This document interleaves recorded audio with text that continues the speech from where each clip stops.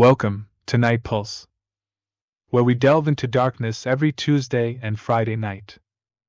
If you enjoy an evening, or even daytime chill, please hit like and subscribe for more unsettling tales like this. Now, lower the lights, get comfortable, and let the pulse of darkness pull you in.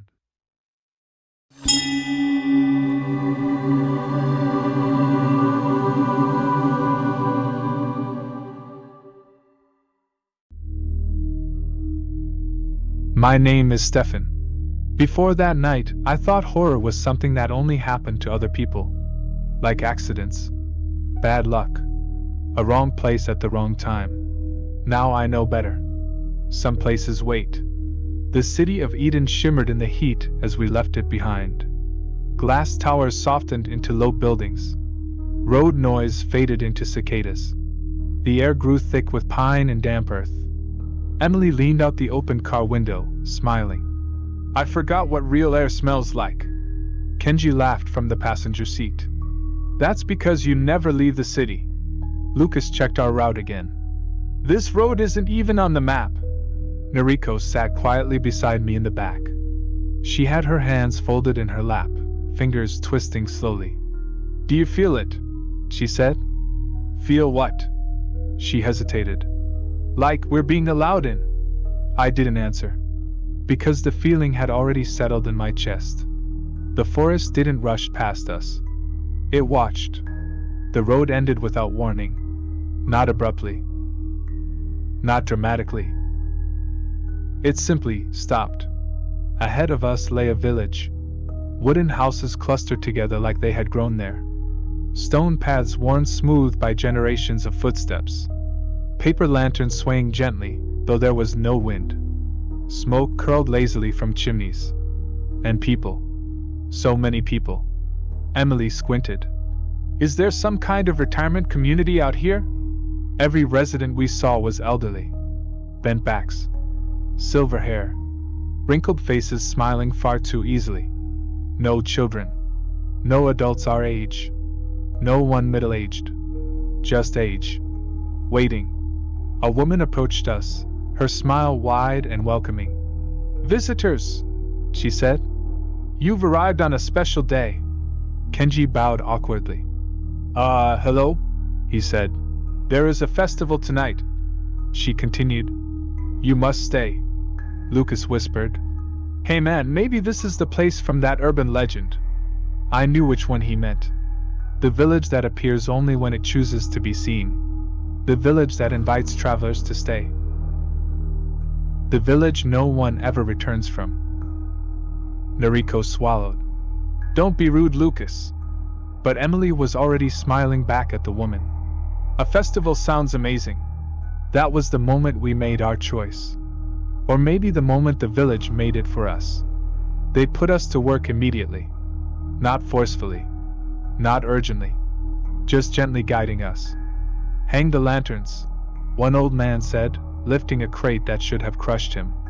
Help prepare the stalls, another suggested, climbing a ladder without shaking. Emily noticed it first. They're strong, Kenji laughed.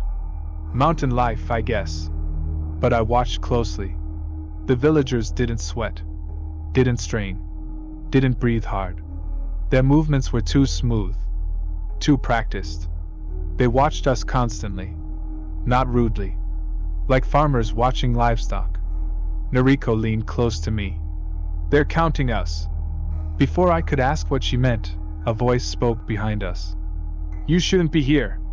We turned. A man stood at the edge of the village path. Late 40s. Worn boots. Hiking clothes dusty from travel. His eyes were sharp. Tired. He looked out of place, and deeply uncomfortable. Pay no mind to him. Let us continue with our preparations. A villager laughed nervously. The man stepped closer to me. You need to leave before nightfall, he said quietly. Emily scoffed. This is ridiculous. The man's gaze flicked to her, then back to me. I'm just giving you some friendly advice. Something about the way he said it chilled me. What's your name? I asked. Andrew. Before I could ask more, villagers gently but firmly guided us away from him. "Do not worry," they said. "Tonight is for celebration." As the sun dipped behind the mountains, the village changed. Lanterns were lit. Music began. Drums, flutes, bells. The air grew heavy, sweet, almost intoxicating. The villagers disappeared into their homes. When they returned, Emily froze. They reappeared wearing shinishizoku, white burial robes. Their faces were hidden behind origami masks. Animals, smiling faces, abstract shapes. Noriko whispered, "This isn't right. Why are they wearing death robes?" A villager clapped their hands. "The festival begins!" Fireworks exploded overhead. The sound echoed unnaturally, lingering too long. Kenji laughed nervously. "Okay, this is a bit much. I mean, death robes?" Trying not to make a scene, we all tried the games. Goldfish scooping, ring toss, target shooting with pellet rifles. But something was wrong. The villagers' shadows lagged behind their bodies. When they laughed, their masks shifted, sticking to their skin. Lucas grabbed my arm. "We were right. This is the village from the legend. Look at them." Emily shook her head. "No. It's just their unique tradition." Then the first mask tore. The sound was wet, like peeling soaked paper. A villager screamed, not in pain, but in release.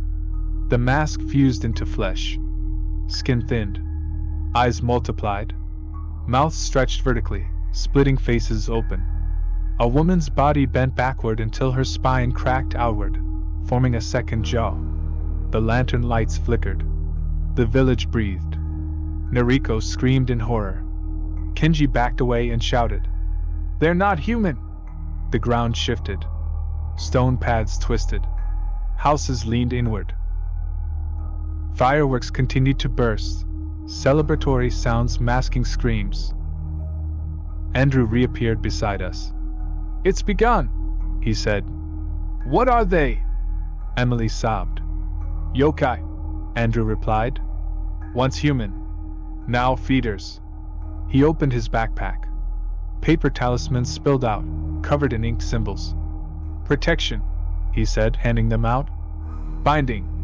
Banishing." A yokai lunged.